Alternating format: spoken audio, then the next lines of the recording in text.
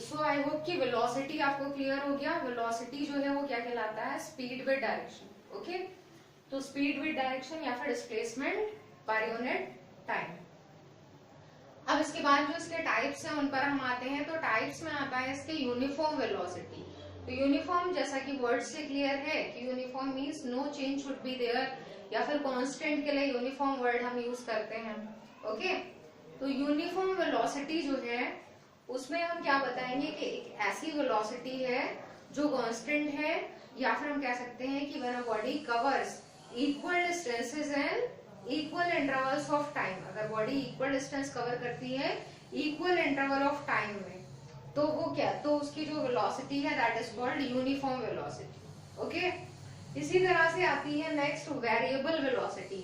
तो वेरिएबल के लिए हम अदर नेम यूज कर सकते हैं नॉन यूनिफॉर्म वेलोसिटी। ओके, तो वेरिएबल में जैसा आपने नॉन यूनिफॉर्म मोशन को एक्सप्लेन किया था वैसे ही बता सकते हैं कि body covers unequal distances and equal intervals of time, then it is called non uniform velocity. तो यहाँ डिस्प्लेसमेंट वर्ड यूज नहीं करना है, यहाँ डिस्टेंस ही यूज करना है। ओके, उसके बाद आते हैं एवरेज वेलोसिटी पर। तो जैसे कि आपने एवरेज स्पीड में देखा था ना कि जितने भी पार्ट्स थे जर्नी के उन सबको सम अप कर दिया था, जितना भी टाइम लिया था वो सम अप कर दिया था। यहाँ ऐसा नहीं होता है। यहाँ पर क्या होता है, एवरेज वेलोसिटी में दो सिंबल्स यूज होते हैं, ये आपको याद रखना है। एक सिंबल यू और दूसरा सिंबल वी। तो यू जो सिंबल है वो कहलाता है इनिशियल वेलोसिटी।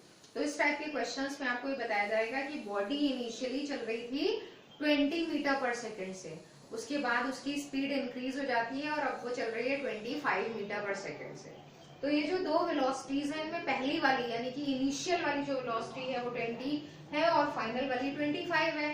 तो सिंबल्स बनाए गए अलग अलग, क्योंकि अगर एक ही सिंबल रहेगा तो आप रिप्रेजेंट नहीं कर पाते, तो इसलिए इनिशियल वेलोसिटी का सिंबल बना यू और फाइनल वेलोसिटी का सिंबल क्या बन जाएगा? वी। ओके, तो u और v सिंबल्स से रिप्रेजेंट की जाती है इनिशियल और फाइनल वेलोसिटी। तो एवरेज वेलोसिटी का फॉर्मूला बन जाता है initial velocity plus final velocity upon 2। Okay, तो take care of the formula ही देखिए। एवरेज स्पीड का फॉर्मूला, सबसे पहले स्पीड का formula distance upon time, average speed का formula total distance upon total time.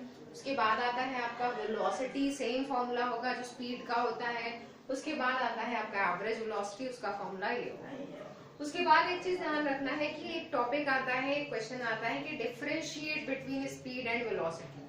जैसा कि क्वेश्चन आया था, मैंने आपको बताया था कि क्वेश्चन ये आ सकता है कि differentiate between distance and displacement. Distance और डिस्प्लेसमेंट के बीच में क्या लिखना है? डिफरेंसेस लिखने हैं। ठीक है, तो आपने डिफरेंसेस में एटलीस्ट 3 पॉइंट्स लिखे थे, तो उसी तरह से स्पीड और वेलोसिटी का डिफरेंस अगर आपको बताना है तो एटलीस्ट 3 पॉइंट्स होने चाहिए। तो एक पॉइंट जो सबसे पहला होता है वो क्या बन जाती है? डेफिनेशन। तो यहाँ पर दोनों में सबसे पहला पॉइंट क्या लिख देंगे? स्पीड में लिखेंगे it is distance per unit time, और डिस्प्लेसमेंट में क्या लिख देंगे? It is displacement per unit time. Okay, उसके बाद दूसरा पॉइंट क्या आएगा? दूसरे पॉइंट में आप लिख सकते हैं कि जो स्पीड है वो कैसी क्वांटिटी है, क्योंकि आपने एक बार ये बताया था कि स्केलर और वेक्टर, स्पीड कैसी क्वांटिटी है? स्केलर क्वांटिटी है, और वेलोसिटी जो है वो कैसी क्वांटिटी है? वेक्टर क्वांटिटी है। फिर एक डिस्प्लेसमेंट में ही पॉइंट आया था कि जो डिस्टेंस है वो हमेशा पॉजिटिव रहती है और डिस्प्लेसमेंट नेगेटिव 0 हो सकता है। सेम पॉइंट यहाँ भी आएगा, क्योंकि जो वेलोसिटी है वो डिस्प्लेसमेंट पर डिपेंड करती है, तो जितनी भी डिस्प्लेसमेंट की प्रॉपर्टीज है वो वेलोसिटी में भी आएंगी। तो speed is always positive but velocity में भी नेगेटिव और 0। वेलोसिटी, क्योंकि डिस्प्लेसमेंट अगर 0 होगा तो वेलोसिटी 0 हो जाएगी, और डिस्प्लेसमेंट अगर नेगेटिव है तो वेलोसिटी नेगेटिव हो जाएगी। तो मुझे लगता है अब आपको स्पीड और वेलोसिटी दोनों के बीच में जो डिफरेंस है वो अच्छे से समझ में आ गया है कि स्पीड क्या है, वेलोसिटी क्या है, दोनों की डेफिनेशंस भी पता है। न्यूमेरिकल्स के लिए आप, अगर हम न्यूमेरिकल्स की तरफ आते हैं तो सबसे पहले सबसे सिंपल टाइप के जो न्यूमेरिकल्स हैं उनमें आप क्या करेंगे कि आपने ये फॉर्मूला लिखा डिस्टेंस अपॉन टाइम। तो सपोज दैट एक एग्जांपल मैं आपको दे रही हूँ कि अगर मान लीजिए ये दे रखा है कि एक बॉडी जो है वो 15 मीटर पर सेकेंड, सॉरी 15 मीटर का डिस्टेंस कवर करती है कितने टाइम में? सपोज दैट टाइम वो ले रही है 5 मिनट्स। ओके, 15 मीटर का डिस्टेंस कितने टाइम में कवर कर रही है? 5 मिनट्स में। तो आपको यहाँ पर फाइंड आउट करनी है उसकी स्पीड। तो एक बात का हमेशा ध्यान रखिएगा, यूनिट्स जो है वो सेम होनी चाहिए, ये मीटर में और ये सेकंड में। ओके, फाइनली आपको डिस्टेंस मीटर में देखनी है, टाइम सेकंड में देखना है। तो जब आप यहाँ पुट करेंगे तो 15/5 रख के सॉल्व नहीं करेंगे, बल्कि इसको आपको किस में कन्वर्ट करना पड़ेगा, सेकंड्स में। तो ये 5 मिनट्स है, तो आपको इसको करना पड़ेगा 5 × 60, तो कितना हो जाता है 300। तो ये 300 सेकंड्स आए, तो 50/300 इसको आपको सॉल्व करना होगा। This will be the answer. तो क्वेश्चन सॉल्व करना that is not so tough, units को मैच करना टफ है कि यूनिट्स जो है वो क्या है। तो अगर किलोमीटर और आर में टाइम दे रखा है तब भी आपको चेंज करके मीटर और सेकंड में करना पड़ेगा, मिनट्स में टाइम है तब भी सेकंड में करना पड़ेगा, इन चीजों का ध्यान रखिएगा। तो सपोज दैट मेरे पास यहाँ पर एक बुक है, तो न्यूमेरिकल्स वैसे तो अगर आप सॉल्व करते तो आपको वहाँ पेज पे विजिबल थे, लेकिन यहाँ पर मैं आपको न्यूमेरिकल तो नहीं लिखा सकती हूँ, लिखने में प्रॉब्लम होगी, मैं न्यूमेरिकल बता रही हूँ। यहाँ लिखा है an object travels 14 metre in 4 second. ठीक है, देखिए ये एग्जांपल है, गिवन क्या दे रखा है कि ऑब्जेक्ट 14 मीटर कवर करता है, 14 मीटर ये क्या है डिस्टेंस, कितने टाइम में कवर कर रहा है 4 सेकेंड में, टाइम कितना है 4 सेकेंड। उसके आगे लिखा है and then another 16 metre in 2 second. तो इसका मतलब ये S1 है, ये T1 है, दूसरी डिस्टेंस जो है वो कितनी कवर करता है 16 मीटर, कितना टाइम ले रहा है 2 सेकेंड। तो क्या फाइंड करना है, उसकी एवरेज स्पीड फाइंड करनी है। तो जैसा कि एवरेज स्पीड का मैंने आपको फॉर्मूला बताया कि V average is equal to total distance upon total time. तो टोटल डिस्टेंस में 2 डिस्टेंसेस हैं और टोटल टाइम में 2 टाइम इंटरवल्स दे रखे हैं। तो यहाँ पर आप ऐड कर देंगे 14 + 16 अपॉन 4 + 2। तो मैटर ये करता है कि सॉल्व कैसे करना है, कैलकुलेशन जो है that is the most important part, और कैलकुलेशन का पार्ट जो है वो मैथ से ही स्टार्ट हो जाता है। तो मेक योर कैलकुलेशन स्ट्रॉन्ग, बहुत इंपॉर्टेंट है ये कि आप अपनी कैलकुलेशन को स्ट्रॉन्ग बनाइए। कैलकुलेशन आपकी जितनी अच्छी होगी उतना ही अच्छा आप कर सकते हैं फिजिक्स में, क्योंकि फिजिक्स और मैथ्स बहुत रिजेंबल करते हैं। तो जैसे मैंने यहाँ छोड़ दिया, अब इसके आगे क्या करना है, ये स्टेप्स केयरफुल हैं आपको करने हैं, सॉल्व करके मुझे भेजने भी होंगे।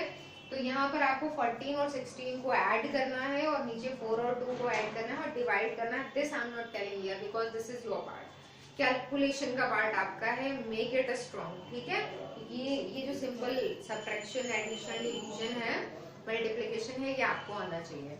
देखिए इसी टाइप का एक और क्वेश्चन यहाँ पर दे रखा है, दिस इज व्हाट, इसमें लिखा है कि Rajeev went from Delhi to Chandigarh on his motor bike the odometer. अच्छा एक वर्ड यहाँ आया ओडोमीटर, तो मैं बता देती हूँ, आपने बाइक्स में देखा होगा कि 2 मीटर्स लगे होते हैं, एक होता है ओडोमीटर और दूसरा होता है स्पीडोमीटर। तो ओडोमीटर जो है वो क्या कैलकुलेट करता है, क्या मेजर करता है, तो ओडोमीटर मेजर करता है डिस्टेंस को कि जो व्हीकल है वो कितना चला है, कितनी डिस्टेंस कवर की है। और स्पीडोमीटर जो है वो क्या मेजर करता है, स्पीडोमीटर मेजर करता है कि जो व्हीकल है उसकी एट अ टाइम कितनी स्पीड है। ये 2 वर्ड्स याद रखिएगा, स्पीडोमीटर एंड ओडोमीटर। तो यहाँ क्वेश्चन दे रखा है कि जो राजीव एक पर्सन है वो मूव करता है, जर्नी करता है दिल्ली से चंडीगढ़ की, और उसका जो ओडोमीटर है वो किसी पर्टिकुलर टाइम पे रीड कर रहा है 4200 kilometre at the start of trip and 4460 kilometre at the end of the trip। तो देखिए स्टार्टिंग में पहली बार में उसके जो ओडोमीटर ने रीडिंग दी थी, इसको मैं R1 लिख देती हूँ, वो रीडिंग है यहाँ पर 4200 किलोमीटर। बाद में उसकी जो ओडोमीटर की रीडिंग दे रखी है वो है 4460 किलोमीटर। ये 2 रीडिंग्स हैं उसके ओडोमीटर की। तो उसमें कहा है कि ये Rajeev took 4 hours 20 minutes to complete his trip, और पूरा टाइम उसको कितना लगा 4 hours and 20 minutes। ओके, इतना टाइम अगर उसको लगता है तो क्या फाइंड करना है, एवरेज स्पीड और एवरेज वेलोसिटी दोनों करना है। ठीक है, तो देखिए सबसे पहले एवरेज स्पीड के लिए आपको पता होना चाहिए कि उसने टोटल डिस्टेंस कितना कवर करा।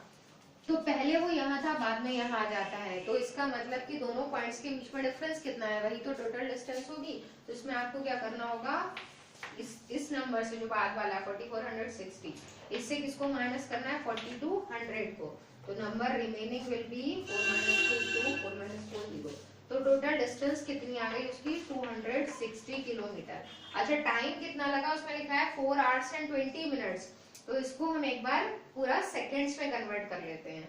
तो 4 hours में जो है वो कितने सेकेंड्स होते हैं, तो उसके लिए 4 इंटू, एक काम ये करिएगा कि 4 hours 20 minutes को हम सीधा अगर कन्वर्ट करते हैं सेकेंड्स में, तो हम ऐसे कर सकते हैं कि ये 4 hours होगा, तो इसको हम यहाँ पर कन्वर्ट कर लेंगे 60 इंटू 60 और प्लस 20 मिनट्स है, तो मिनट्स को सेकंड में कन्वर्ट करने के लिए मल्टीप्लाइड बाई 60। ओके, आवर्स में 2 बार आएगा क्योंकि वो आवर्स से सेकंड का कन्वर्जन है, मिनट में 1 बार मल्टीप्लाई होगी क्योंकि वो मिनट से सेकंड का कन्वर्जन है। तो ये क्या हो जाता है आपका टाइम, ये डिस्टेंस है, ये टाइम है, दोनों को डिवाइड कर देंगे तो आपका आंसर आ जाएगा एवरेज स्पीड का।